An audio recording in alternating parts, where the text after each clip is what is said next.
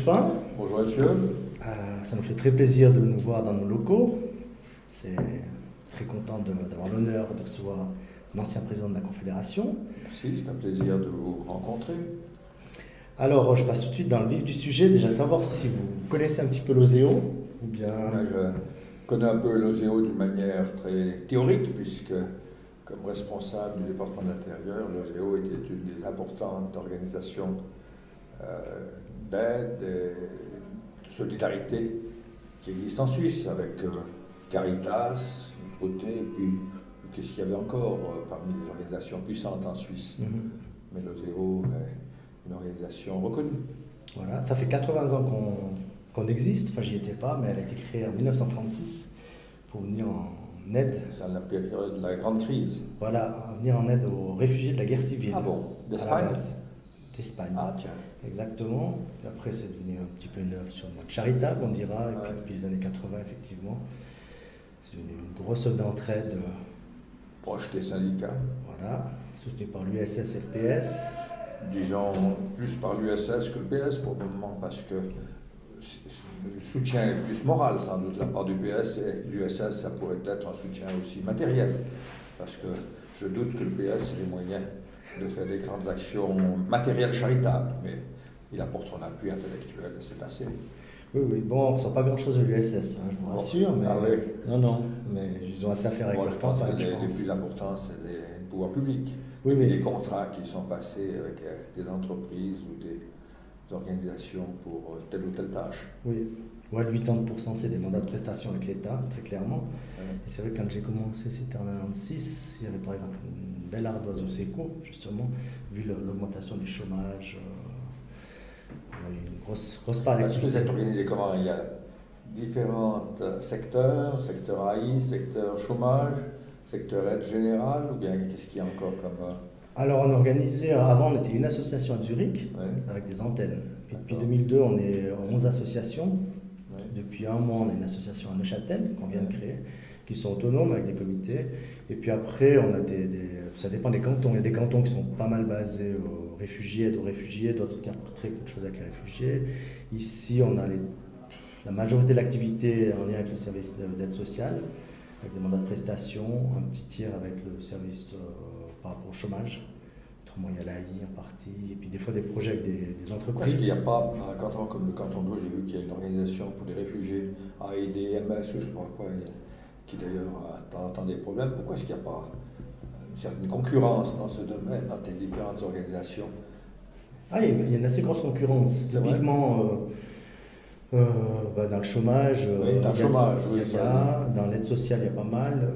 C'est des réfugiés, là. Il y a un petit peu moins de concurrence. Il y a ORS, justement, qui était présente à Fribourg et ailleurs, qui va aussi en Allemagne ou comme ça. Il y a, avec les marchés publics qui viennent également dans ce secteur-là, il y a de plus en plus de concurrence, effectivement, avec des appels d'offres, etc. Peut-être 300 000, 250 000 euros, ça fait rare. Voilà, alors je sais qu'il y a une discussion au Parlement, justement par rapport à tout ce qui est mesures d'insertion pour être sous les marchés publics. Pour être sorti, non, libéré, pour y être soumis. Pour y être. Alors nous, en tant qu'entreprise, on n'est pas spécialement favorable, quoique dans des cantons ça existe déjà. Comme vous êtes installé dans la place. Voilà, exactement, on n'a pas de monopole. Mais on a gagné des marchés, c'est typiquement à Zurich, l'OSEO a gagné des marchés. Ah ouais. Nous, on est pour, si c'est pas que le prix, parce qu'on est un organisateur relativement cher, puis 80% de nos coûts, c'est des coûts salariaux. Ouais. On a des bonnes conditions salariales, ce qui est très bien pour les employés. Ça favorise aussi la qualité, la fidélité des bons employés. Mais espérons, oui. Mais on a quand même un petit souci, parce que typiquement, il y a des semestres de motivation avec des ateliers, comme on a ici. S'ils mettent au concours, puis qu'ils prennent quelqu'un d'autre, à la limite, ils doivent louer des locaux, réengager des gens, et puis ça résout des coûts. C'est un problème des mises au concours. Voilà. Puis la durée des contrats. Voilà. C'est 10 ans ou bien? Non, c'est beaucoup plus court, c'est style 4 ans. Ah, oui. Maintenant, on a des contrats d'une année. Il y a chaque année, normalement, c'est renégocié. Ce qui fait l'intérêt du job, justement, c'est un petit côté PME. Ouais. On n'est pas subventionné au sens comme dans le handicap. Chaque fois, pas répondre à un appel d'offres, mais à répondre à des directives étatiques et puis y répondre. Si on n'est pas bon, ils arrêtent. Il y aura un grand problème, c'est savoir comment juger la qualité et de l'efficacité d'une œuvre d'entraide. Alors c'est vrai que c'est un problème parce que d'un côté, si c'est que des critères, typiquement dans le chômage, retour rapide, Bon, le chômage, c'est plus facile. ouais, mais il ne faut pas qu'on sélectionne à la base parce qu'on peut être C'est bon, ça. on sélectionne à la Ouais, base, tous ceux qui sont en difficulté, on les fout dehors après 3 semaines, on a des beaux chiffres. ouais. Et celui qui regarde rapidement, il dit ah, ils sont Ouais. super, ils ont 90% de Ouais. réussite. Donc c'est un peu plus complexe, c'est vrai que c'est un enjeu l'évaluation de ces politiques publiques, pas que chez nous d'ailleurs. Mais nous, on ne peut pas faire de réserve. Donc on nous dit d'être un peu comme une entreprise privée, mais on vient Sans beaucoup réserve. regarder sans réserve, et puis on a regardé jusqu'au dernier centime. C'est un petit peu, il y a eu ce mouvement de la nouvelle gestion publique dans les années 80-90, on disait soyez des entreprises, mais on vient venir sur un budget de 3 millions nous faire une remarque sur une facture de 30 francs. Ah oui, mais ça va jusque-là. Ah ouais. Même qu'on est dans le budget, même qu'on a fait le nombre de jours prévus, même qu'on a atteint Ça Alors est-ce que c'est... Bon, il y a me des fait différences penser cantonales aussi. au scandale Savot qu'il y a eu en Valais, une corruption à l'État, et les mesures qui ont été prises pour lutter contre ce type d'accident qu'on avait dénoncé et qu'on s'est battu. Mais les mesures prises coûtaient chaque année plus cher que le dommage subi par l'État lors du crime lui-même. Ah ouais. Ouais, oui. Alors bon, on peut dire tant pis, c'est indispensable, mais devoir contrôler une facture de 30 balles, c'est. Ouais, A priori, ça me paraît un peu fou. Enfin, poursuivons notre marche. Non, enfin, c'est les contraintes qu'on a et on fait avec. Par rapport aux enjeux actuels, j'ai vu que vous aviez un bouquin par rapport à la migration en arrivant, là, justement. Quel est un petit peu votre sentiment, votre vision par rapport à, je ne vais pas dire ces flux de réfugiés qui arrivent, mais enfin ces mouvements migratoires qui arrivent par rapport à l'Europe, et qu'est-ce qu'on pourrait faire de mieux? Moi, je pense que je partage un peu l'avis de Johan Rochel, qui dit que, en soi, l'idéal, ce serait la libre circulation. Mais ce n'est pas possible, ni politiquement. Économiquement, ce serait pour moi pas très mauvais. Sauf si on garantit aux gens qui arrivent et qui ne trouvent pas du boulot toutes les prestations sociales. Enfin, la libre circulation, elle existait dans les années 30, pratiquement. Alors, il y avait des gens qui, malheureusement, arrivaient, ne trouvaient pas de boulot, qui dormaient sur un banc pendant quelques mois. Ça, c'est évidemment pas conforme à notre vision de la solidarité actuelle. Cela dit, la première règle, je reprends un petit peu Johan Rochel, c'est de dire ne faites pas à autrui ce que vous ne voudriez pas qu'on vous fasse à vous-même. Ouais. Bon, puis après, il y a les contraintes économiques, les contraintes politiques. Ben, ça ne sert à rien de faire de l'angélisme et puis de finir en catastrophe avec le rejet de tout, y compris de ce qui est admis normalement par un citoyen normal. Alors moi, je suis de l'avis qu'en Suisse, on essaie de pagailler entre différents écueils et on trouve d'année en année des solutions qui sont acceptables pour la population et acceptables pour les migrants. Je pense que le cas de la Suisse, ce n'est pas un cas dramatique. C'est plus dramatique que le cas de l'Italie ou de la Grèce, qui n'ont pas les moyens. Mais la Suisse, on devrait arriver à s'assimiler. Et je dis toujours que j'ai visité les écoles polytechniques. J'ai été frappé, c'était après les drames du Kosovo, j'ai été frappé de voir le nombre de gens qui portaient un badge avec des noms de famille en ish. Okay. Je me dis, tiens, je pose la question, de temps en temps, vous êtes là depuis quand? Mon père est venu il y a 10 ans, 12 ans. Et quand même, il y avait une extraordinaire proportion de gens en niche. Alors, naturellement, ce n'est pas toujours aussi simple et facile que ça. Mais après tout, ma mère s'appelle Spagnoli, ma grand-mère Simonetta, mon arrière-grand-mère Torione. Oui. Bon, ça signifie qu'on n'est pas seulement... Ça marche pas si mal. Oui, mais qu'à la fin, ça passe. Je pensais que Madame Merkel a bien pris les choses au départ, ou ça aurait dû être plus concerté, vu qu'elle a été très ouverte. Je crois qu'elle a certainement fait faux. La preuve, c'est que ça a mal tourné après. Mais moi, la première réaction que j'ai eue, c'est de dire chapeau, Madame Merkel, qui je n'ai pas une immense estime parce que un peu trop socialiste. Ah bon? Je serais un peu trop démocrate chrétienne. Non, mais dis donc. Non, je pense qu'elle était toujours en train d'aller à gauche et à droite, et tout d'un coup, dans ce cas-là, elle a montré un courage assez extraordinaire, et puis un sens humain assez extraordinaire. Et puis, le résultat, c'est que maintenant, elle est contestée. Elle reste incontestable, semble-t-il, au niveau national, mais ils ont dû faire marche arrière et puis revenir. Alors, la Willkommenskultur, c'est devenu une sorte de terme polémique utilisé par ses adversaires. Mais il partait de bons sentiments, d'un sentiment humaniste. Elle vient quand même d'une région d'Allemagne de l'Est qui a fourni pas mal de réfugiés, qui a été en difficulté, qui a bénéficié de l'appui de l'Ouest. Alors, donc elle a été portée par l'idée qu'on pouvait faire la même chose avec les gens qui arrivent. L'autre point, c'est que leur immigration est en grande partie turque, et qu'il y a des quartiers entiers d'Allemagne, des villes allemandes qui ne sont pas assimilées et qui sont en train de se constituer en communauté quasiment indépendante du reste du pays. C'est quand même délicat.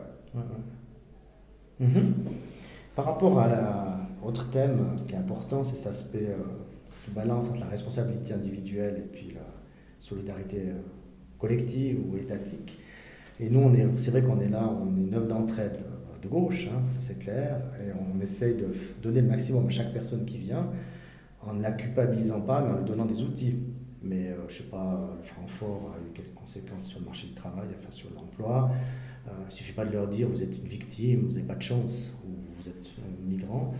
Mais il ne faut pas les culpabiliser. On est toujours entre les deux en donnant quelque chose, mais en sachant que tout le monde ne trouve pas quand même quelque chose, quoi. Alors on se débat un petit peu là-dedans, avec l'aspect individuel où il faut donner quelque chose aux personnes qui sont là, et puis leur donner une possibilité d'aller plus loin, tout en sachant qu'elles sont en partie quand même un petit peu victimes d'un certain nombre de choses, quoi, objectivement. Je ne sais pas comment vous voyez ça de votre côté. Bon, je pense que c'est assez bien décrit. Il n'y a pas seulement les réfugiés qui sont dans cette situation. Si vous êtes dans une famille qui fonctionne mal, vous êtes d'une certaine manière victime. Mais on ne peut pas vous prendre sous le bras et dire vous êtes victime, alors maintenant dites-nous ce que vous voulez. Il faut quand même dépasser ça. Enfin, c'est toute la théorie de la résilience qu'on lit, développe sur Cyrulnik et d'autres. Et je crois qu'il faut se bâtir là-dessus, mais tout en sachant que ce n'est pas possible de compenser toujours et complètement des désavantages initiaux. Bon, après, c'est une affaire de pragmatisme, de savoir jusqu'où on peut aller avec une personne individuelle. Moi, j'ai un grand respect pour certains enseignants, et je pense à l'un d'entre eux que je n'évoquerai pas, mais que vous connaissez, qui ne désespère jamais d'un élève. Il dit un élève, quel que soit le pépin, quelles que soient les difficultés, je ne désespère jamais. Il n'est pas naïf, c'est parfois, ça n'aboutira pas, mais il ne désespère jamais. C'est un petit peu la même chose, qu'on soit suisse ou étranger, il y a simplement des difficultés supplémentaires si on est étranger, qu'on n'a pas accès à la langue ou accès aux mœurs, aux habitudes. Mais c'est un peu du même ordre, il ne faut jamais désespérer d'un être humain et encore plus d'un jeune. Alors, ça, mais sans illusion. Sans illusion. Ça, c'était un peu la question que j'avais pour la fin, mais je la place maintenant. C'est quoi un petit peu le message que vous donneriez justement? On a un certain nombre de programmes à l'OSEO ici, avec des jeunes qui ont, pour certains d'entre eux, pas mal de difficultés familiales à la base. Un petit peu le message que vous leur spécifique à eux, que vous donneriez. Bah, écoutez, la résilience, c'est un terme un peu compliqué, technique, mais enfin, il y a des gens qui ont passé par le même type d'épreuve que vous et qui ont réussi à s'en sortir avec l'aide de personnes de référence. Vous êtes à l'OSEO fournisseur de personnes de référence, saisissez cette chance de vous bâtir, de vous construire avec celui qui peut vous donner un coup de main. Ça ne durera pas toujours, il faut essayer que ce temps soit le plus utile possible. On ne demande pas l'impossible, mais on demande que de votre côté, il y ait une attitude ouverte, tout en sachant qu'il peut y avoir des blocages, il y a ceci ou ça, mais tâchez d'avoir une attitude ouverte, profitez de l'appui qui vous est donné, et puis on ne vous jugera pas. Mais c'est vous qui bâtirez votre avenir. J'espère que le message passera. Voilà. Merci. Ça doit être un message collectif. C'est pas bien que ce soit un message individuel de moi ou de vous. Oui. Ça doit être un message collectif. C'est un peu celui quand même qu'on essaie de faire passer en Suisse. Il y a peu de pays où il y a autant d'appui possible. Et puis ensuite les passerelles, voilà. Des types qui s'éveillent un peu plus tard des études ou à une formation. Il y a des passerelles qui permettent de passer d'un type de formation à un autre. Je crois que le système n'est pas parfait, mais il est assez remarquable quand même.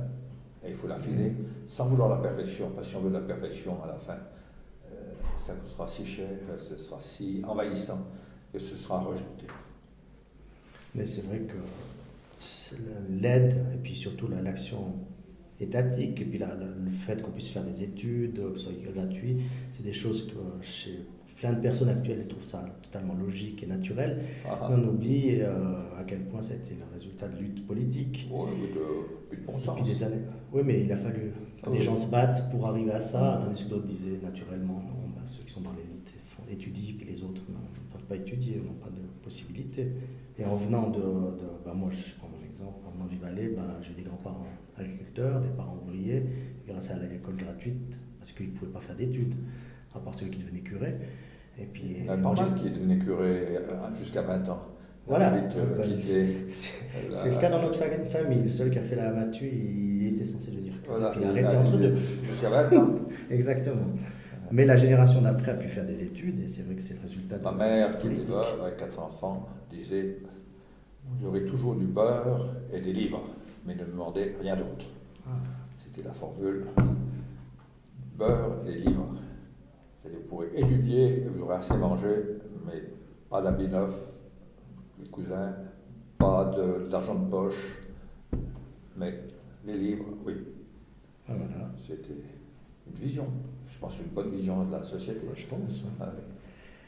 Par rapport à l'action de l'État, pour revenir à une thématique encore plus actuelle, en pensant aux récentes élections américaines, Barack Obama était en Europe il n'y a pas longtemps, et puis il disait justement qu'il pensait que les inégalités n'étaient pas simplement le terreau de tous ces populismes et ces dérives potentielles. Est-ce que vous êtes aussi de cet avis-là que ces inégalités, une certaine misère, alors économique, voire culturelle, est-ce que ça vous fait souci aussi?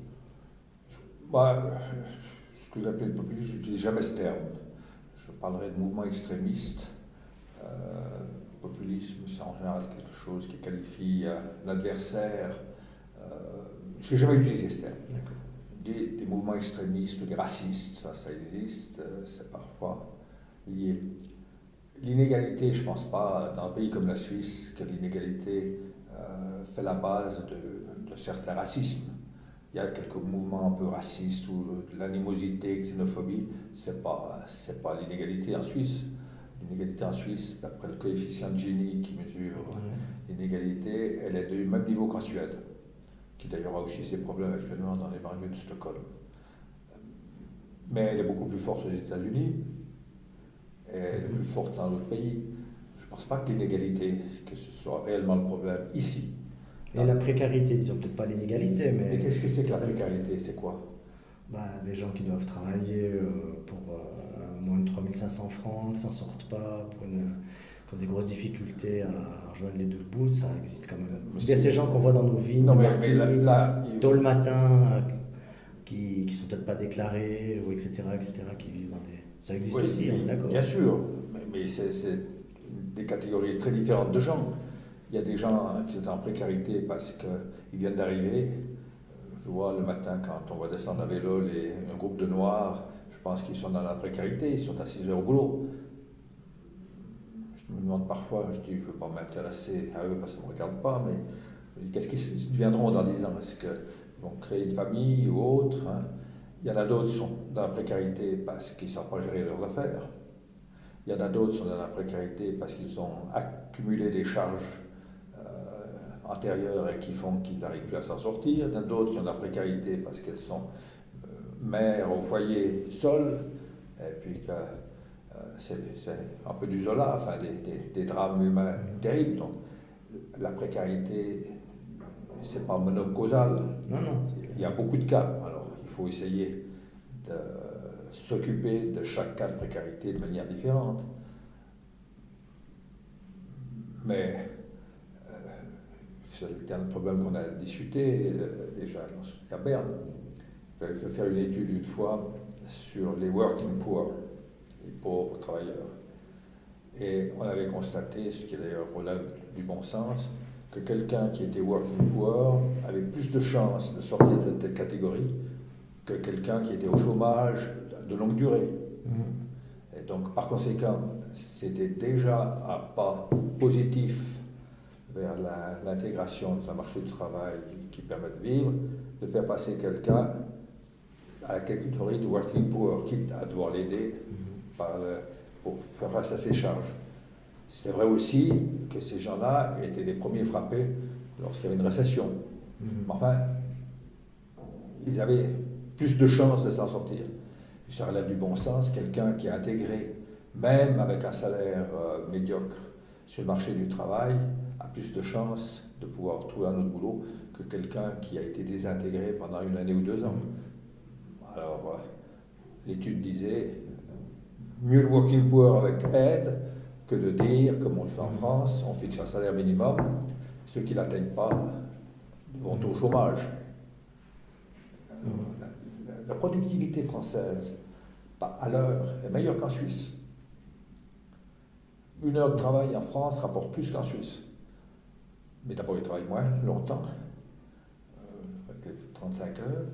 Et puis, en plus, ils intègrent moins les gens dans ce marché du travail, puisqu'il y a 10% de chômage. Donc, c'est au fond, il y a une certaine sélection. Celui qui n'a pas les compétences ou les capacités, il ne va pas travailler, ou il ne peut pas aller travailler, il ne trouve pas de boulot. Bon, c'est un choix de société. Nous, on a choisi en Suisse plutôt la volonté d'intégrer les gens, quitte à avoir un certain nombre de gens qui sont working poor, cette fois les statistiques, parce qu'on pense que c'est le premier pas pour la socialisation. Alors, quel est le meilleur système? Les Français sont convaincus que c'est le leur. Moi, je suis convaincu que le nôtre est plus raisonnable. C'est d'ailleurs le CEO joue le jeu aussi, d'une certaine manière, en aidant les gens à s'intégrer. Puis il ne dit pas, écoutez, toi, tu n'arrives pas à gagner suffisamment à nos yeux, donc tu ne vas pas travailler. Non, on va travailler, on donne un coup de main s'il faut. Oui, nous, on est dans l'optique, avec notre entreprise sociale, d'intégrer les gens sur le marché économique. Puis on a notre aide syndicale qui vise aussi à augmenter les salaires minimums. Ça, c'est un autre problème. Mais on a les deux, on essaie d'avoir les deux axes. C'est juste d'avoir des syndicats qui se battent. Bon, aux États-Unis, les syndicats n'existent plus pratiquement. Enfin, ils sont plus très forts. Ça ne va pas bien. Le salaire minimum, même non officiel, enfin, il y a un salaire minimum, mais pas suffisant. Alors c'est vrai que je reviens à cette question justement, parce que c'est vrai que l'élection de M. Trump a été assez anxiogène ici. Alors on verra ce que ça donne après, mais moi j'ai souvent entendu des gens disant qu'ils avaient un petit peu peur par rapport à ça. Ils ont peur pour les États-Unis ou pour eux? Non, pour eux ici. Bon, vous savez, Trump en Suisse, je crois qu'on en a. Non, mais au niveau de l'ordre mondial, je ne sais pas. L'ordre mondial. Vous ne croyez pas trop? Non, parce que il va être bien conseillé. Mais Trump, par exemple, il a annoncé ce matin ou hier qu'il ne voulait pas signer le traité de libre-échange. À qui ça a profité cette décision? Personne. En tous les cas, pas aux Européens. Et pourtant, ceux qui luttaient contre cet accord disaient qu'ils portent tort aux Européens. Donc théoriquement, si on les écoute, Trump va dans leur sens. Dans les manifestants de Bruxelles. Dans le sens de moins de libre-échange, ouais. Oui, les manifestants de Bruxelles, ils sont devenus trumpistes. Mais ils n'aiment pas non plus Trump. Moi non plus. Donc moi je suis pour le libre-échange. D'ailleurs en Suisse, on a toujours vécu avec le libre-échange. À la fin de la guerre, je rappelle toujours, il y avait dans l'industrie textile de l'ordre de 200 à 250 000 personnes. Maintenant, l'industrie textile, c'est 5 000 à 10 000 personnes. On a laissé mourir, on n'a pas eu de chômage, parce qu'on sortait du boulot ailleurs. Et puis, c'était des gens qui avaient des compétences techniques. Je connais un collègue qui a une entreprise de textile à Saint-Gall qui fait maintenant plus que le design en Suisse, c'était fait en Roumanie et en Chine, mais il a créé une fondation pour utiliser des compétences techniques, découpage, la précision des ouvriers de la branche dans le domaine métallique. Et il dit on a déjà d'autres petites entreprises qui utilisent des anciens travailleurs du textile qui sont habitués à la précision et puis à découper d'une certaine manière. Et ils font du décolletage, des choses comme ça. Alors on a transféré les compétences du textile vers d'autres compétences. Pour moi qu'en France, tout parti confondu, ils auraient subventionné le textile un certain nombre d'années, ils ont subventionné la métallurgie, et enfin ça s'écroule quand même, ils ont perdu des milliards. C'est des différences. L'horlogerie aussi en Suisse. On a passé un moment de 80 000 à 30 000, là ça a été dramatique, en quelques années. Bon, là, et maintenant il manque de personnel. Là, il y a aussi joué un petit peu sur la main-d'œuvre étrangère pour amortir ça dans les années 70, ce qui n'était pas. Oui, non, mais on a passé de 80 000 à 30 000, mais ils ont viré beaucoup de frontaliers ou des gens comme ça. Ouais. Alors, on arrive déjà au bout de cet entretien. Je ne sais pas si ça va vite. J'aurais une question en plus, vu que vous n'êtes pas retraité politique, vu qu'on vous entend encore dans les médias, donc ici aussi, par rapport à votre vie politique passée, qu'est-ce que, en réfléchissant maintenant, en ayant encore plus d'expérience, vous dites, ah, ça j'aurais pu faire différemment, d'une autre façon? Je me suis souvent posé la question, et puis je me la suis posée. Je crois que je n'ai jamais fait de grandes erreurs. Je n'ai peut-être pas toujours fait efficacement tout ce que j'aurais voulu faire, mais j'essaye de voir, et on ne m'a jamais reproché une décision gravement erronée. La baisse du taux de chômage. Là, la baisse du taux de chômage à une époque, là. Petite baisse du taux de chômage au niveau employé-employeur. Je pense à ça maintenant. La baisse de quoi? Du taux au niveau de l'assurance chômage. Du taux de cotisation. Taux de cotisation. Quand je suis parti, on n'avait plus de date. On avait liquidé les dettes du chômage. Non, on a introduit un système dans lequel on disait, en période de succès, on ne baisse pas les taux de cotisation tant qu'on n'a pas accumulé, je crois que c'était 5 milliards. Et puis, lorsqu'on a au contraire 5 milliards de dettes, on augmente les taux. Moi, ça me paraît raisonnable, parce que si tu as trop de réserves, la complaisance vient, et puis on n'est plus sérieux et on gère mal. Mais on l'avait introduit, et au moment où je suis parti, c'est après que c'est remonté et qu'ils ont fait des dettes. Ouais, et puis après, la difficulté, c'était de remonter le taux, parce que politiquement, ça non, passe difficilement. Je crois que le problème, c'était puisque dans l'assurance chômage, on reçoit des prestations qu'à concurrence d'un salaire, je crois que c'était de l'ordre de 120 000 balles. Ouais. Alors il y avait un taux de solidarité, des gens qui gagnaient plus de 120 000 francs payaient la cotisation d'assurance chômage sans être assurés. Ouais. Or quand même, on admet que l'assurance chômage est une assurance. Donc on peut, à un certain temps, demander des cotisations à des gens pour le montant qui dépasse celui qui est assuré, mais si on demande ça de manière permanente et de manière importante, je crois qu'il y a encore un peu un taux.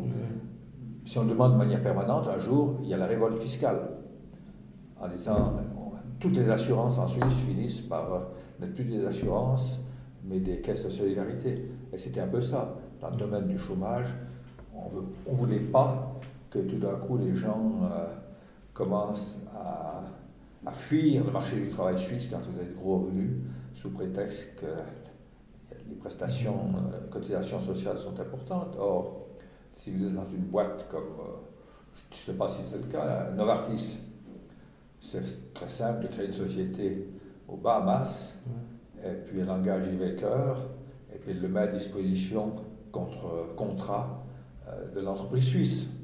Puis vous payez les cotisations sociales aux Bahamas. Donc il ne faut pas être naïf.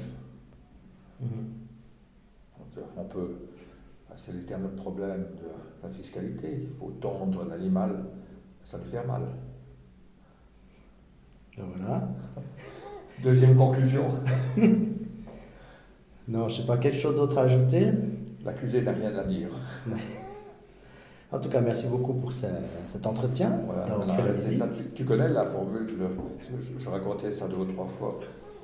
C'est l'histoire de l'avocat qui plaide pour son client qui est accusé d'un meurtre, et la pièce à conviction, c'est un chapeau. Et puis l'avocat réussit à convaincre le tribunal que le chapeau n'appartient probablement pas, ou n'est pas sûr qu'il appartient à cet homme. Donc il va planter. Accusez-les-vous, est-ce que vous avez encore quelque chose à rajouter? Et puis il dit, oui, monsieur le président, est-ce que je peux reprendre mon chapeau?